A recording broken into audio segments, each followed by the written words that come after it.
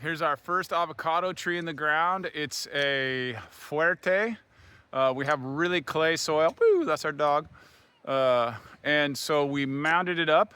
We started with a 2-foot tall mound, but it shrunk down a little bit. We have, we're here in Northern California, Zone 9, so we have really hot, dry summers, but we have wet winters. So trying to make this avocado work is going to be a challenging endeavor with the clay soil. We have lots of springs too. So what we're trying to find is a compromise between the wet winters which will rot the taproot, and the dry summers that, if we don't plant it deep enough, will dry out.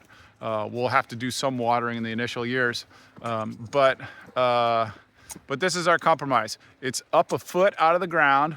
We dug a big hole with the tractor, maybe 4x4.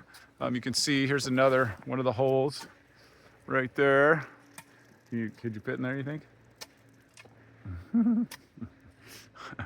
And so hopefully this guy right here is going to thrive and produce for many years to come. We also get light frosts here. We'll get down at a 28.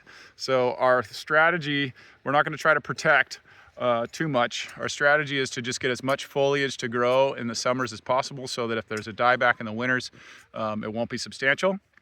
Let's see what else to say. We amended the soil with compost and with wood chips and with a little bit of sand from the creek. AI said that sand from the creek might create cement, which I think is a probability, but we're hoping that with the organic matter that will reduce any binding that might happen. So stay tuned.